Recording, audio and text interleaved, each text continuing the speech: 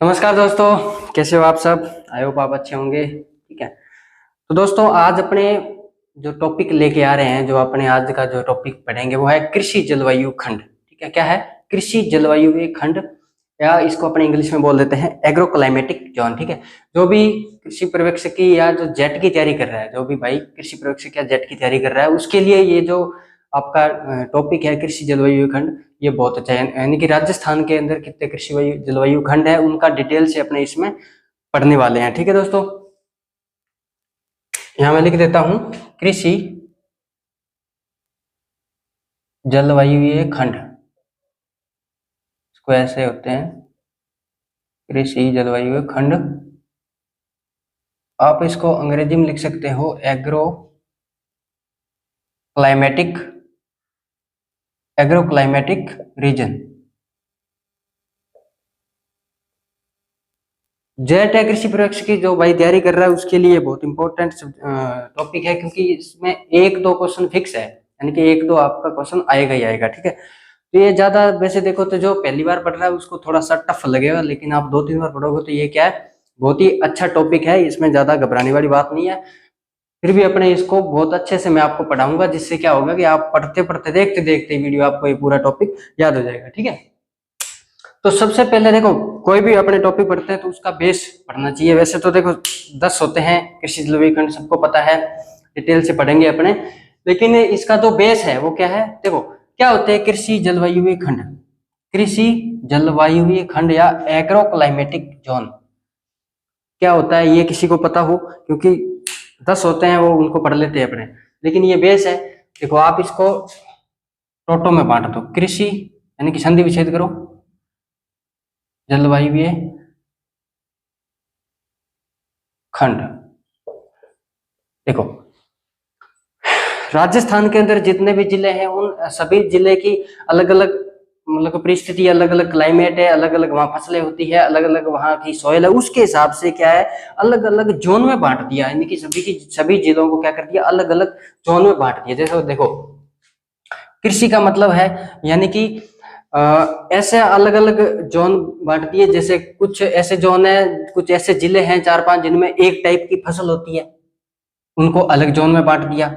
या वहां जो सोइल है, जो मृदा है, वो एक टाइप की है, तो उनको अलग जोन में बांट दिया। ठीक है। फिर जलवायु के आधार पर, यानी कि क्लाइमेट के आधार पर, वहां का क्लाइमेट कैसा है, शुष्क है, आर्द्र है, अति शुष्क है, उसके हिसाब से, ठीक है, उसके हिसाब से अलग अलग बांट दिया। आर्द्र हो गया या अति आर्द्र, उप आर्द्र, शुष्क, जो भी है। ठीक है। यानी कि राजस्थान में जितने भी जिले हैं, उनको सबको उनके उनके अंदर जो जलवायु है, क्लाइमेट के आधार पर, आर्द्र है, उपाद्र है, शुष्क है, अति शुष्क है, या वहां पर होने वाली फसलों के आधार पर, या वहां पर जो मिट्टी पाई जाती है, किस तरह की वहां की मृदा पाई जाती है, उसके हिसाब से सबको अलग अलग जोन में बांट दिया। वही है अपने एग्रो क्लाइमेटिक रीजन या एग्रो क्लाइमेटिक जोन कह सकते हो आप। ठीक है। तो ये तो नॉर्मल बेस था, जो पता होना चाहिए कि किस हिसाब से बांटते हैं अपने। ठीक है। फिर अपने एक एक एग्रो क्लाइमेटिक स्टार्ट करने से पहले आपको कुछ दो तीन बातें बता देता हूं।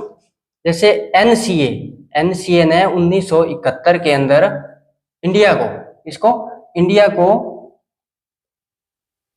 15 एग्रो क्लाइमेटिक जोन में बांटा है। ठीक है भाई। यानी कि एनसीए ने 1971 के अंदर, एनसीए क्या है, नेशनल कमीशन ऑफ एग्रीकल्चर ने 1971 में भारत को अपने 15 एग्रो क्लाइमेटिक जोन के अंदर डिवाइड कर दिया है। वो मैंने बता दिया कैसे डिवाइड करते हैं, वहां की फसल, वहां का क्लाइमेट, वहां की रेत मिट्टी वगैरह, उनके हिसाब से इसको डिवाइड मतलब बांटा जाता है। ठीक है।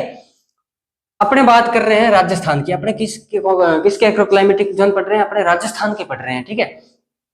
ये तो 15 है इंडिया के, तो इंडिया के मैं आपको अलग से पढ़ाऊंगा, लेकिन पहले अभी आपका जो टॉपिक रहेगा वो राजस्थान के अंदर जो एग्रो क्लाइमेटिक जोन है वो पढ़ाऊंगा। ठीक है। तो भाई ये जो 15 एग्रो क्लाइमेटिक जोन है, इसमें अपना राजस्थान भी तो आएगा। तो क्वेश्चन बनता है कि इंडिया के या भारत के कौन से एग्रो क्लाइमेटिक जोन के अंदर राजस्थान आता है। तो जो 14वां एग्रो क्लाइमेटिक जोन है इंडिया का, 14वां एग्रो क्लाइमेटिक जो जोन है, उसके अंदर अपना क्या आता है, राजस्थान जो स्टेट है वो आता है। ठीक है। अब फिर नेक्स्ट क्वेश्चन बनता है कि ये जो 14वां जो एग्रो क्लाइमेटिक जोन है जिसमें राजस्थान आता है, इसका नाम क्या है। तो इसका नाम है पश्चिमी पश्चिमी शुष्क प्रदेश। क्या है? पश्चिमी शुष्क प्रदेश। अगर कोई भाई इंग्लिश वाला भी है तो वो भी लिख सकता है, वेस्टर्न ड्राई रीजन। ठीक है भाई, यहां तक क्लियर हो गया। देखो ये तो देखो अपने राजस्थान के एग्जाम की तैयारी कर रहे हैं तो ये तो आपसे शायद ना ही पूछे कि इंडिया इंडिया को एनसीएन है कितने में बांटा है, ठीक है। लेकिन ये जो दो क्वेश्चन है ये आपसे पूछ लिया था। कई बार क्या होता है अपने क्या करते हैं, मतलब कि डिटेल से पढ़ते रहते हैं, ठीक है, यानी कि डिटेल से जो चीजें पढ़ते रहते हैं, लेकिन एग्जामिनर कई बार अपने साथ मजाक कर देता है। मजाक यानी कि वो ऊपर से ही क्वेश्चन पूछ लेता है। वो पूछ लेता है कि भारत के 15 जो एग्रो क्लाइमेटिक जोन है उसमें से जो अपना राजस्थान है वो कौन से एग्रो क्लाइमेटिक जोन में आता है। तो पहला क्वेश्चन बन गया आपका 14वें एग्रो क्लाइमेटिक जोन में। फिर दूसरा क्वेश्चन बनता है कि उसका नाम क्या है 14वें एग्रो क्लाइमेटिक जोन का, वो है पश्चिमी शुष्क प्रदेश, या इंग्लिश में याद करो तो वेस्टर्न ड्राई रीजन, ठीक है।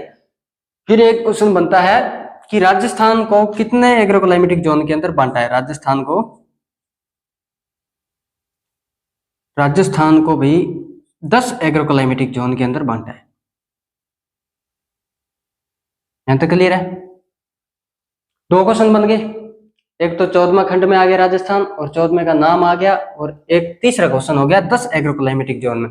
ये होते हैं ऊपर वाले क्वेश्चन, यानी कि डायरेक्ट ही पूछ लिए जाते हैं, अपने डीप में पढ़ते रहते हैं, कई बार ऊपर से ही पूछ लिया जाता है क्वेश्चन। तो ये आपको याद होने चाहिए। इसके बाद में आपको जो 10 एग्रो क्लाइमेटिक जोन है वो आपको डिटेल से पढ़ाऊंगा, ठीक है दोस्तों। इसको लिख लो आप,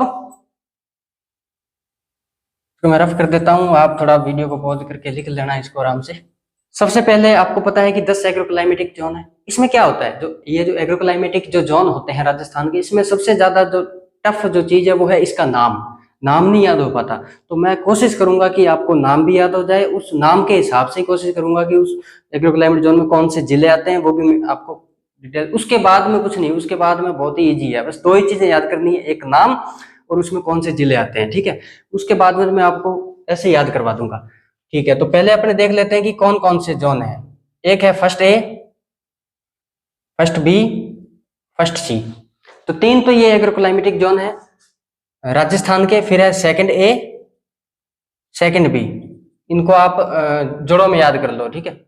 जैसे फर्स्ट का हो गया ए बी सी और सेकंड का हो गया ए बी, ठीक है। इसी तरह थर्ड का हो गया ए और थर्ड बी, ठीक है। इसी तरह आ गया फोर्थ ए और फोर्थ बी, ठीक है। और यहां आप ले लो फिफ्थ। हो गए 10, यानी कि बाकी सब जोड़ों में देखो, सेकंड ए सेकंड बी जोड़ों में, यानी कि इसको आप कपल मान लो, ये कपल है, second a second b. Third a third b भी जोड़ों में, ठीक है। फोर्थ है फोर्थ बी भी जोड़ों में। लेकिन ये जो पांचवा है ये बेचारा अकेला है, क्यों? क्योंकि इसका जोड़ा ये ले गया पहले वाला भाई, इसके पास में दो है, first A first B first सी, दो दो लेके बैठा है ये भाई, ठीक है। तो आप ऐसे ये याद करने का तरीका है, बस और कुछ नहीं है, थोड़ा इस देख लेना। अब अपने एक एक क्लाइमेट जोन को डिटेल से पढ़ेंगे, ठीक है। सबसे पहले पढ़ते हैं फर्स्ट ए। फर्स्ट ए नाम जो सबसे टफ लगता है इस जो टॉपिक में, इसका नाम है जो सबसे टफ लगता है, वो अपने इजी बनाने की कोशिश करेंगे। इसका क्या नाम है? शुष्क पश्चिमी मैदानी क्षेत्र। क्लियर है? शुष्क पश्चिमी मैदानी क्षेत्र, ठीक है। अब इसमें शुष्क पश्चिमी मैदानी क्षेत्र, इसमें जिले कौन से आते हैं वो देख लेते हैं अपने। एक तो इसमें आपका बाड़मेर रहेगा और दूसरा आपका आ जाएगा जोधपुर। देखो वैसे तो ये जो दो क्वेश्चन ही है, आपको दो कोई भी आप पढ़ोगे जब भी एग्रो क्लाइमेट जोन, ये दो ही चीजें आपको याद करनी है मेन, उसके बाद की चीजें ऑटोमेटिक याद करवाऊंगा मैं, ठीक है। इन दोनों में भी अपने कोशिश करते हैं समझने की। देखो शुष्क आ गया तो देखो शुष्क एक होता है, शुष्क एक, अति शुष्क एक होता है, मतलब कि ये अलग अलग होते हैं, ठीक है। अर्ध शुष्क होता है जहां पर बिल्कुल भी बारिश नहीं होती, शुष्क थोड़ी बहुत बारिश है, थोड़ी बहुत पानी होता है, अति शुष्क वहां कुछ भी नहीं होता, ठीक है। अर्ध शुष्क में होता है मतलब, ठीक है। जैसे आपको पता है कि जोधपुर के अंदर एक स्थान है फड़ौदी, राजस्थान का सबसे शुष्क स्थान है, तो जोधपुर कहाँ आ जाएगा? इसमें आ जाएगा शुष्क वाले में। बाड़मेर भी शुष्क वाले में आ जाएगा। अब फिर है पश्चिमी, तो बाड़मेर और जोधपुर पश्चिम में ही आते हैं। मैदानी अब इधर बाड़मेर में वो मैदान वगैरह है ना, 56 के मैदान वगैरह, तो आप ऐसे याद कर सकते हो, और कुछ नहीं है इसका तरीका, और कोई नहीं, आपको इसको पढ़ना ही पड़ेगा, याद करना ही पड़ेगा अगर आपको 1-2 नंबर पक्का करना है, ठीक है। तो बाड़मेर और जोधपुर, ठीक है, यहाँ तक क्लियर है। अब क्या करना है, अब बहुत इजी है, अब आगे कुछ नहीं याद करना, अब आपने आगे इसको पढ़ना है क्रॉस। क्रॉस कैसे पढ़ना है, देखो अपने जिलों से पढ़ेंगे। जोधपुर को पकड़ लो, जोधपुर के अंदर जो भी चीज है इंपॉर्टेंट, चाहे इंस्टीट्यूट हो चाहे कुछ भी हो, वो सब फर्स्ट ए के अंदर आएगी, आएगी या नहीं, ठीक है।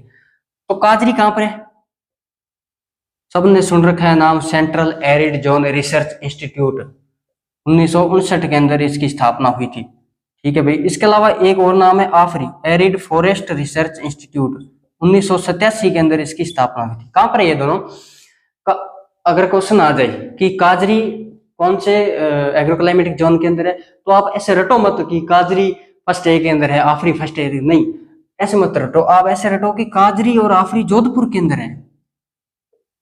कहां पर है, जोधपुर के अंदर है, तो जोधपुर कहां पर है, तो जोधपुर फर्स्ट ए के अंदर है, तो ऐसे याद होगा, क्रॉस पढ़ोगे ना तो इजी हो जाएगा। मैंने कहा था ये दो ही आपको थोड़े पढ़ने पड़ेंगे, याद करने, उसके बाद में अपने ऑटोमेटिक इजी बना देंगे। जोधपुर के अंदर कृषि विश्वविद्यालय है, क्या है, जोधपुर के अंदर कृषि विश्वविद्यालय,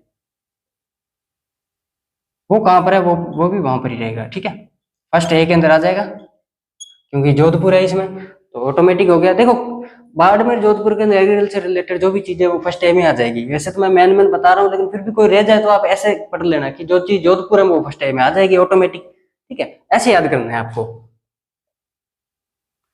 ठीक है। अब देखो, अब आपको पता है कि अभी 50 जिले हो गए टोटल, ठीक है, तो उसमें से कुछ जिले फंट गए, जैसे वो भी आप थोड़ा ध्यान रखना है। जैसे जोधपुर से फलोदी को अलग किया, यानी कि फलोदी को जिला बनाया, तो फिर फलोदी किस में आ जाएगा, फर्स्ट ए के अंदर आएगा। इसी तरह बाड़मेर से बालोतरा को अलग किया है, तो बालोतरा कहाँ आ जाएगा, फर्स्ट ए में आ जाएगा। तो ये आप थोड़ा देख लेना जो जिले पड़े ना। पहली बात तो अगर आप तैयारी कर रहे हो राजस्थान की, तो आपको क्या है, जो मैप है राजस्थान का वो याद होना चाहिए, क्योंकि मैप याद हो गया तो ये चीजें तो ऑटोमेटिक आपको याद हो जाएगी, ज्यादा इसमें कुछ टफ है नहीं।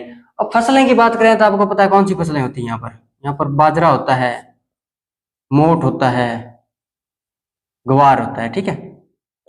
एक क्वेश्चन और है यहाँ जो रिसेंट आपको लिखना है, याद करना है, वो क्या है कि रिसेंट क्वेश्चन है, जो इस टाइप के क्वेश्चन होते हैं वो एग्जाम में आने के ज्यादा चांस होते हैं।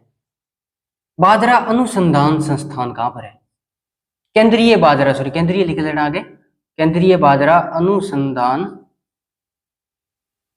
संस्थान, ये कहां पर है, ये बाड़मेर में है भाई, बहुत अच्छा क्वेश्चन है ये। तो बाड़मेर किस में आता है, फर्स्ट ए के अंदर आता है, ठीक है, तो ये हो गया। और भी कोई चीज अगर जोधपुर बाड़मेर में आपके दिमाग में आ रही है तो वो सब फर्स्ट ए के अंदर आएगी, ठीक है। मैंने आपको चीज बता दी।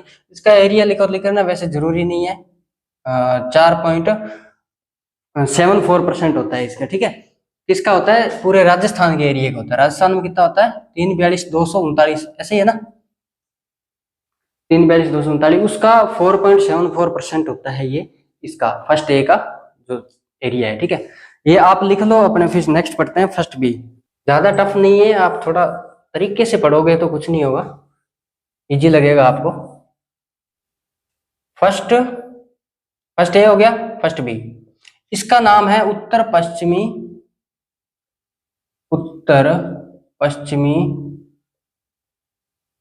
सिंचित मैदानी क्षेत्र, ठीक है।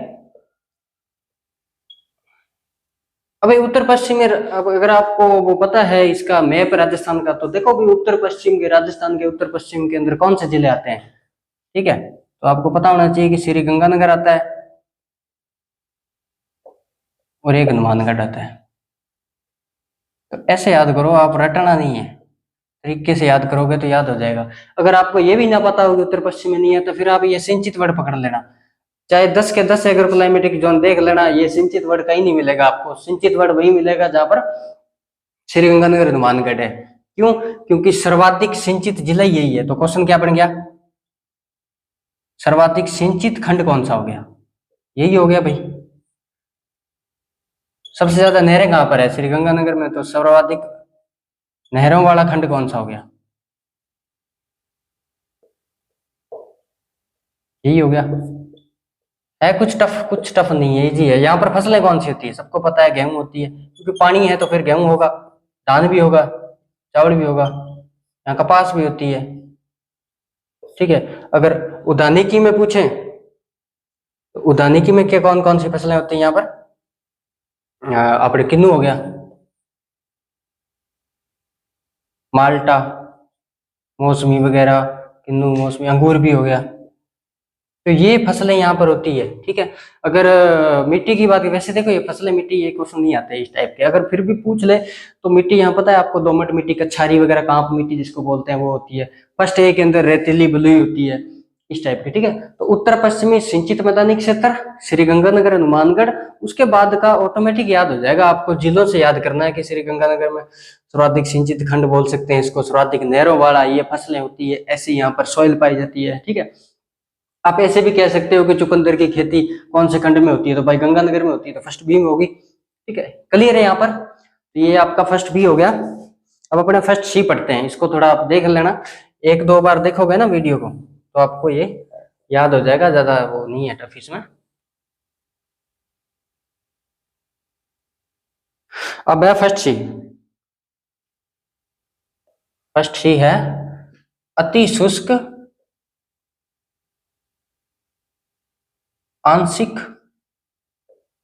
क्षेत्र। ठीक है, अति शुष्क आंशिक क्षेत्र। अभी पहले अपनों ने फर्स्ट टाइम में पढ़ा शुष्क, ये आ गया अति शुष्क, तो अति शुष्क में कौन कौन से जिले आ जाएंगे, और आंशिक, आंशिक का मतलब होता है बहुत कम, अल्प, तो अति शुष्क में आ जाएंगे अपने जैसलमेर, जैसलमेर, फिर आ गया अपना बीकानेर। अभी मैंने आपको फर्स्ट भी पढ़ाया था तो उसमें देख लेना, गंगानगर से अनूपगढ़ को अलग किया है, तो अनूपगढ़ का कुछ भाग तो आ जाएगा फर्स्ट बी के अंदर, और अनूपगढ़ से अनूपगढ़ का कुछ भाग बीकानेर से लिया है, तो अनूपगढ़ का कुछ भाग फर्स्ट सी में आ जाएगा क्योंकि यहाँ पर बीकानेर है। ठीक है, तो ये आप देख लेना, आप 50 जिले नए पढ़े हैं ना वो पढ़ लेना थोड़ा। ठीक है, फिर आ जाएगा चुरू, बस आपको इतना ही याद करना है यहाँ तक ही। अति शुष्क आंशिक क्षेत्र कौन से जिले आ गए, जैसलमेर, बीकानेर, चुरू, इसके बाद में ऑटोमेटिक आपको याद होगा।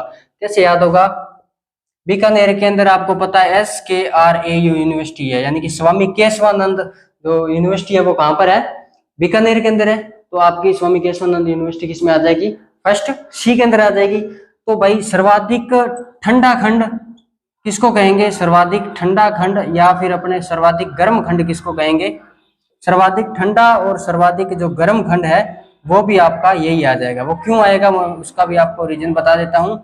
इसमें आता है आपका चुरू, तो आपको पता है कि राजस्थान का एकमात्र जिला चुरू है जो सर्दियों में सबसे ज्यादा ठंडा रहता है, गर्मियों में सबसे ज्यादा गर्म रहता है, तो सर्वाधिक ठंडा खंड भी हो गया फर्स्ट सी, और सर्वाधिक जो आपका गर्म खंड हो गया वो भी कौन सा हो गया, फर्स्ट सी। तो यहां तक क्लियर है, कोई दिक्कत। सबसे कम बारिश वाला खंड भी कह सकते हैं भाई, जैसलमेर में सबसे कम बारिश होती है,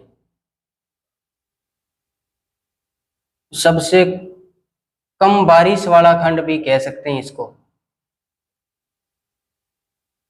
सबसे कम बारिश होती है यहाँ पर, तो सबसे कम बारिश वाला खंड भी हो सकता है।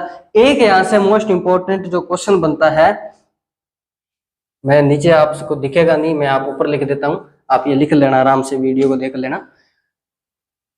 राजस्थान का ऐसे कर लो कि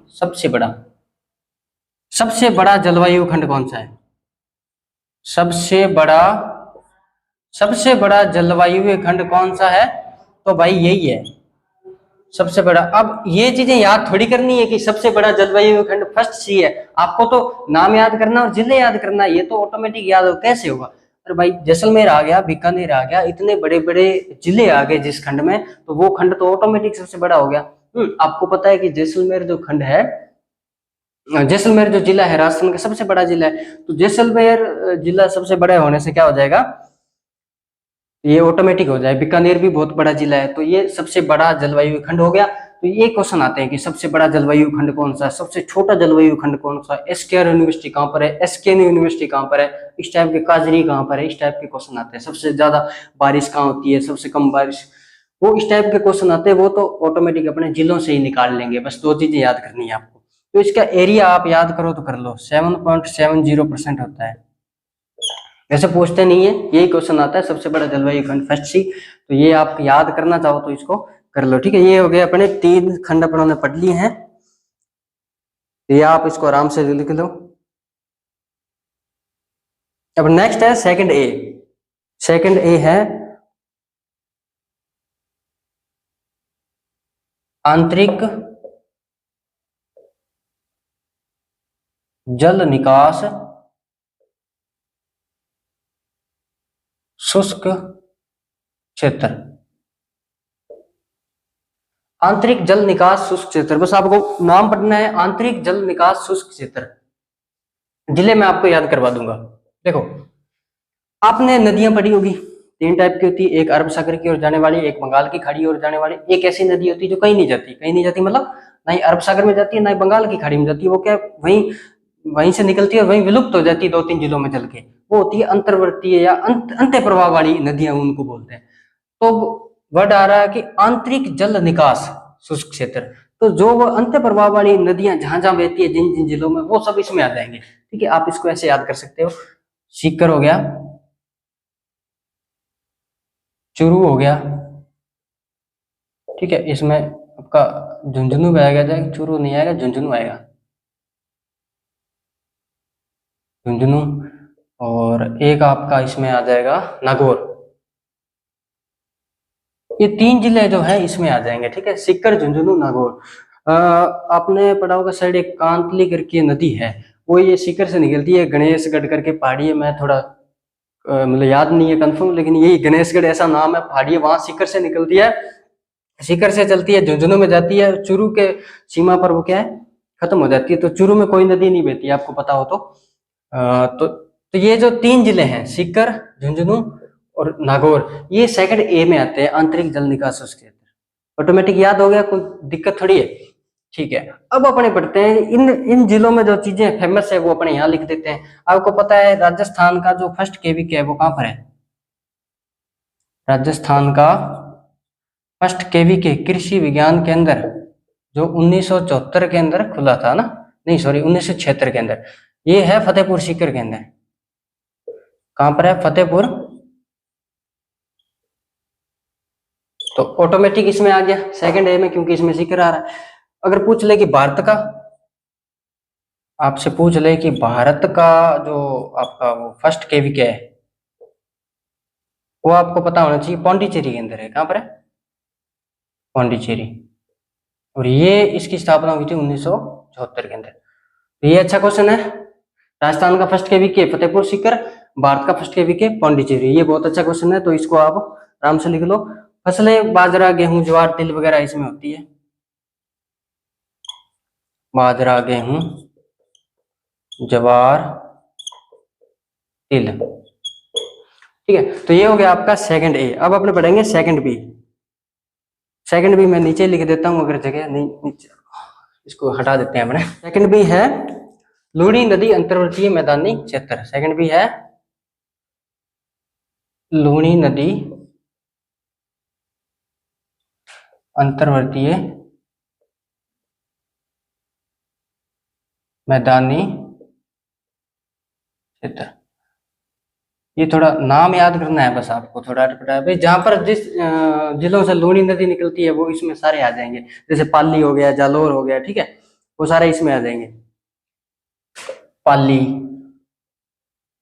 जालोर, कुछ भाग इसमें सिरोही का भी आ जाएगा, तो ये सब आपके इसमें आ जाएंगे सेकंड बी के अंदर। ठीक है, फिर अपने नेक्स्ट पढ़ते हैं। देखो first A, first B, first सी हो गया, सेकंड ए, सेकंड बी, यानी कि 5 एग्रो क्लाइमेटिक जोन अपन पढ़ लिए। अब अपने पढ़ेंगे थर्ड ए। ठीक है, मैं इसको रफ कर देता हूं, फिर अपने पढ़ेंगे थर्ड ए। थर्ड ए ये हो जाएगा आपका अर्ध शुष्क पूर्वी मैदानी प्रदेश। जिस दिन आपको ये नाम याद हो गया ना, उस दिन आपको समझ लेना कि आपको एग्रो क्लाइमेटिक जोन याद हो गया। ठीक है, अर्ध शुष्क, अभी शुष्क पढ़ लिया अपनों ने, अति शुष्क पढ़ लिया, ये हो गया अर्ध शुष्क, यानी कि यहाँ पर ज्यादा वो मतलब कि सूखे वाली प्रॉब्लम नहीं है। यहाँ पर बारिश भी हो जाती है और यहाँ पर तो दूसरी नहरों से भी वगैरह नदियों से भी पानी है यहाँ पर।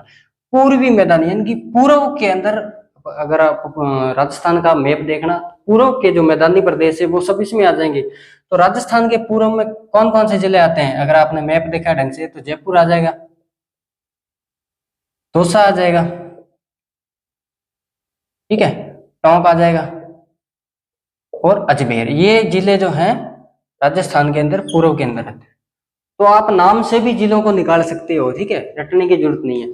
अब देखो, अब भाई जयपुर के अंदर तो बहुत सारे इंस्टीट्यूट है एग्रीकल्चर के, जितने भी जयपुर के अंदर इंस्टीट्यूट है वो सब किस में आ जाएंगे, थर्ड ए के अंदर आ जाएंगे। अब आपको पता है कि SKNU जो यूनिवर्सिटी है वो कहाँ पर है, SKNAU श्री करण नरेंद्र वाली जोबनेर के अंदर जो है वो भी जयपुर के अंदर है, ठीक है, जोबनेर जयपुर में आता है, तो किस में आ जाएगी, थर्ड ए के अंदर आ जाएगी, ठीक है। इसी तरह एक टोंक के अंदर वो है central sheep and wool research institute, है ना, केंद्रीय भेड़ एंड ऊन अनुसंधान के अंदर है अपने टोंक के अंदर, तो वो भी आपका थर्ड ए में आ जाएगा। इसी तरह अजमेर के अंदर मेव कॉलेज है, वो भी इसी में आ जाएगा, कोई दिक्कत, ठीक है, मेरे हिसाब से कोई दिक्कत नहीं होनी चाहिए, क्योंकि जिलों से ही अपने को निकालने हैं क्वेश्चन, ठीक है। तो यहाँ तक क्लियर है कि ये हो गया आपका थर्ड ए, ठीक है। फिर है थर्ड बी, थर्ड ए के बाद में आपका है थर्ड बी।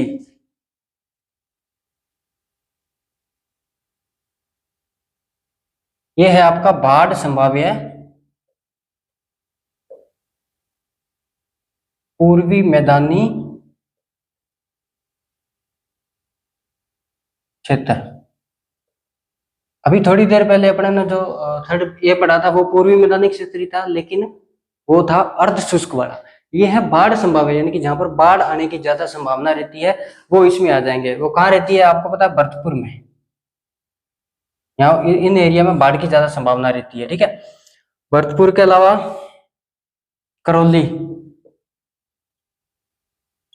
धौलपुर, अलवर, तो ये सारे जिले इसमें आ जाएंगे थर्ड बी के अंदर, भरतपुर, करौली, धौलपुर और अलवर। आपको पता है कि करौली को डांग की रानी कहते हैं, तो ये डांग क्षेत्र भी बोल सकते हैं, यानी कि जो डांग क्षेत्र है वो थर्ड बी में आता है, ऐसे भी आप कह सकते हो इसको, ठीक है। अब इन जिलों में जो जो मेन चीज है वो अपने निकाल लेंगे। जैसे भरतपुर के अंदर आपको पता है सरसों का अनुसंधान के अंदर है, मोस्ट इंपोर्टेंट क्वेश्चन है, ये आ जाता है कई बार, सरसों का अनुसंधान के अंदर है भरतपुर के अंदर, है ना। भरतपुर में कहाँ है, सेवर के अंदर, सेवर भरतपुर में, तो ये भी आ गया। अब यहाँ फसलें कौन सी होती है, यहाँ पर सरसों होती है, अलवर वगैरह है, यहाँ भरतपुर, यहाँ मेनली सरसों होती है, तंबाकू होती है, तो ये सारी फसलें इस जोन में आ जाएगी। तो ये हो गया आपका थर्ड बी, बाढ़ संभाव्य पूर्वी मैदानी क्षेत्र, भरतपुर, करौली, धौलपुर, अलवर, इसको डांग क्षेत्र बोलते हैं, सरसों वाला अनुसंधान के अंदर सेवर में यहाँ आ गया। बाकी सरसों तंबाकू होती है, ये आपका हो गया थर्ड बी, ठीक है। अब है फोर्थ ए, उप आर्द्र दक्षिणी मैदानी क्षेत्र। फोर्थ ए है उप आर्द्र दक्षिणी मैदानी क्षेत्र। अब अपने राजस्थान के जो मैप है उसमें जो दक्षिण वाले जिले हैं वो आएंगे, ठीक है। अब जो लास्ट में जितने भी खंड बटेंगे उसमें सब दक्षिण वाले जिले आएंगे, लेकिन अब दक्षिण में भी देखने हैं, दक्षिणी मैदानी क्षेत्र है लेकिन उप आर्द्र वाले होने चाहिए। एक होता है आर्द्र, एक होता है उप आर्द्र, एक होता है अति आर्द्र। अति आर्द्र मतलब जहां पर बारिश वगैरह बहुत ज्यादा होती है, ठीक है, और आर्द्र बीच वाला हो गया, और उप आर्द्र जहां पर बहुत कम बारिश वगैरह होती है वो इलाका आ जाता है। तो इसमें जिले कौन से आ जाएंगे भाई, भीलवाड़ा, भीलवाड़ा, राजसमंद, भीलवाड़ा, राजसमंद, कुछ भाग इसमें चित्तौड़गढ़ का आ जाएगा, और कुछ भाग इसमें आपका उदयपुर का आ जाएगा। तो ये देख लेना, भीलवाड़ा, राजसमंद, कुछ भाग चित्तौड़गढ़ का और कुछ भाग उदयपुर का। तो उदयपुर आ गया तो फिर एमपीटी यूनिवर्सिटी कहाँ आ जाएगी, MPUAT, एमपीटी उदयपुर में तो है, तो किस में आ जाएगी, फोर्थ ए में आ जाएगी, ठीक है। तो यहाँ तक आपको समझ आ गया कि उप आर्द्र दक्षिणी मैदानी क्षेत्र, भीलवाड़ा, राजसमंद, चित्तौड़गढ़, उदयपुर, कुछ भाग इसका है, चित्तौड़गढ़ उदयपुर का इसमें कुछ भाग है, वो सब एमपीटी में अंदर आ जाएंगे। ये हो गया आपका फोर्थ ए। अब अपने फोर्थ बी पढ़ लेते हैं। Fourth B. उपाद्र था, ये हो गया आद्र वाला, इसको कहेंगे आद्र दक्षिणी मैदानी क्षेत्र। इसको मैं ऊपर ही लिख देता हूं, फिर दिक्कत आएगी नीचे ना, नीचे फिर दिखेगा नहीं आपको। कौन सा था, फोर्थ बी, ठीक है, आद्र दक्षिणी मैदानी क्षेत्र, ठीक है। इसमें जो जिले आ जाएंगे आपके, एक तो आ जाएगा डूंगरपुर और एक आ जाएगा बांसवाड़ा। डूंगरपुर और बांसवाड़ा अपनों ने पढ़ा था कि क्षेत्रफल की दृष्टि से सबसे बड़ा जो जलवायु खंड कौन सा था, फर्स्ट सी वाला, जिसमें आपका वो था जैसलमेर बीकानेर, और ये है सबसे छोटा खंड, यह है सबसे छोटा खंड क्षेत्रफल की दृष्टि से। इसका एरिया याद करो तो कर लेना, मात्र 1.72% है पूरे राजस्थान के क्षेत्रफल का, ठीक है। सबसे छोटा खंड है, डूंगरपुर बांसवाड़ा आते हैं, आद्र दक्षिणी मैदानी क्षेत्र हो गया। अब लास्ट रह गया आपका फिफ्थ वाला, ठीक है, एक क्लाइमेटिक जोन और रह गया आपका फिफ्थ, आद्र दक्षिणी पूर्वी मैदानी क्षेत्र। अभी अपनों ने सीधे दक्षिणी मैदानी क्षेत्र पढ़े थे, ये थोड़ा दक्षिणी पूर्वी, इनमें जो जिले आएंगे दक्षिण पूर्व की ओर होंगे वो आ जाएंगे, और इसको आप अति आद्र भी कह सकते हैं, क्योंकि ये जो खंड है इसमें जो जिले आते हैं वो आते हैं कोटा, बारां, बूंदी, झालावाड़, यानी कि पूरा, इसको ऐसे भी कह सकते हो पूरा हाड़ौती आता है लगभग इसमें, कोटा, बूंदी, बारां, झालावाड़ या हाड़ौती क्षेत्र किसमें आता है, फिफ्थ में आता है, ठीक है।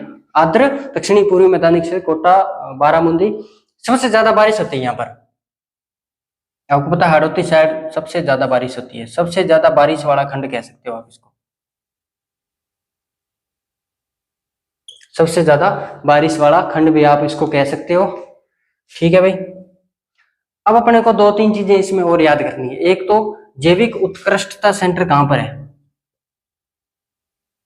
जैविक उत्कृष्टता सेंटर, इसको आप बोलते हैं ना सेंटर ऑफ एक्सीलेंस, एक सेंटर ऑफ एक्सीलेंस संतरा पर भी है, संतरा वाला उत्कृष्टता सेंटर,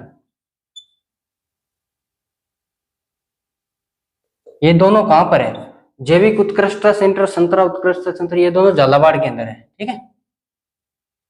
तो झालावाड़ के अंदर होंगे तो अपने इसमें आ जाएंगे, फिफ्थ में आ जाएंगे, ठीक है, फिफ्थ एग्रो क्लाइमेटिक जोन के अंदर आ जाएंगे। यहां तक क्लियर है। अब इसमें पूछ ले कि खेती का पूछ ले तो वो भी देख लेना, यहाँ पर एक तो सोयाबीन ज्यादा होती है, एक यहाँ पर जीरा ज्यादा होता है, एक धनिया वगैरह भी होता है।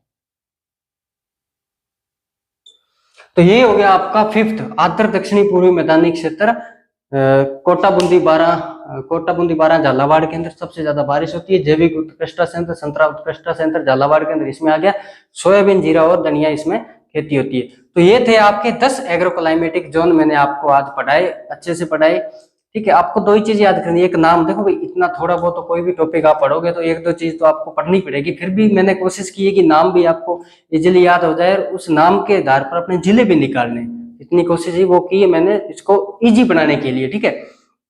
उसके बाद में प्रोसेस इजी होती है, जिलों को देख के आपको क्वेश्चन निकालने होते हैं, ठीक है।